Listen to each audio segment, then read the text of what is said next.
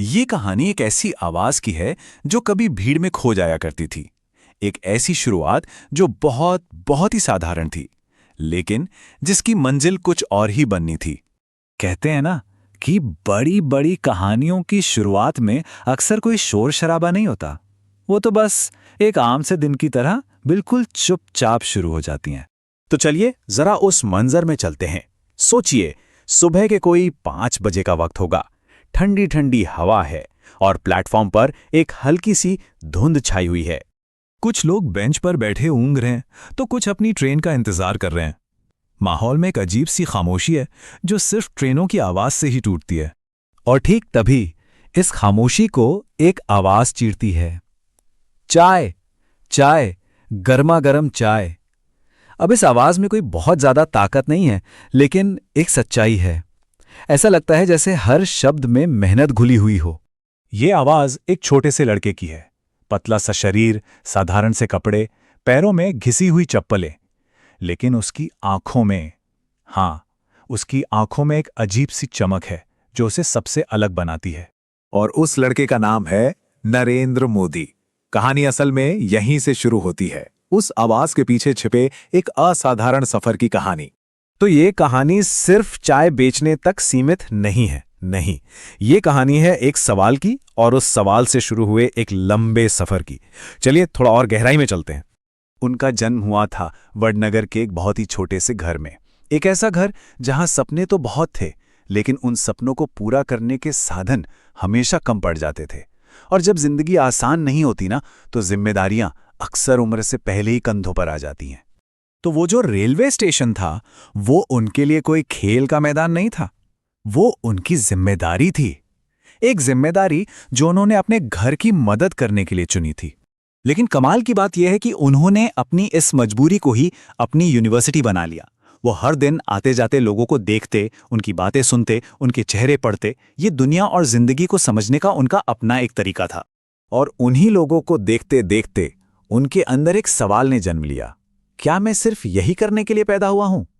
ये एक ऐसा सवाल होता है जो किसी भी इंसान को या तो तोड़ के रख देता है, या फिर उसे एक बिल्कुल नए रास्ते पर लाकर खड़ा कर देता है।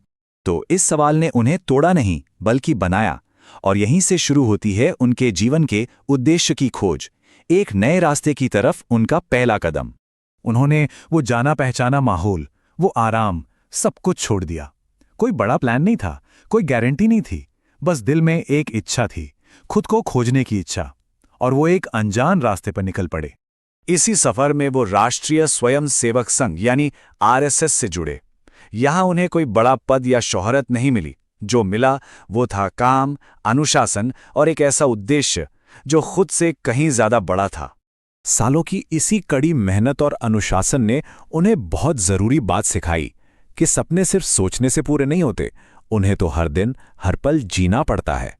सालों के इस अनुशासन और जमीनी काम के बाद अब वक्त आया नेतृत्व की पहली परीक्षा का। अब जिम्मेदारी सिर्फ अपनी नहीं थी, बल्कि गुजरात के लाखों लोगों की थी। उन्हें गुजरात का नेतृत्व करने का मौका मिला। और ये कोई छोटा मोटा मौका नहीं था, ये एक बहुत बड़ा टेस्ट था, जहां एक छोटी सी गलती की कीमत भी बहुत बड़ी हो सकती थी। उन पर सवाल भी उठे, उनकी आलोचना भी हुई, लेकिन उन्होंने जवाब शब्दों से नहीं दिया, बल्कि अपने काम से दिया। धीरे धीरे सिस्टम सुधरने लगे, विकास की रफ्तार बढ़ने लगी, और सबसे जरूरी बात, लोगों का भरोसा बनने लगा। गुजरात में जो काम हुआ, उसने उन्हें नेशनल स्टेज पर लाकर खड़ा कर दिया। और यहीं से कहानी अपने सबसे बड़े मोड़ पर पहुंची, जहां एक चाय वाला प्रधानमंत्री पद की ओर बढ़ रहा था। सोचिए, स्टेशन पर चाय बेचने वाले लड़के से लेकर एक अनुशासित कार्यकर्ता, और फिर गुजरात के एक सफल नेता तक का सफर। ये सब कुछ 2014 में एक पॉइंट पर आ मिला, जब देश एक बहुत बड़े बदलाव की उम्मीद कर रहा था। और उस दिन इतिहास बन गया। एक चाय बेचने वाला लड़का देश का प्रधानमंत्री बन गया।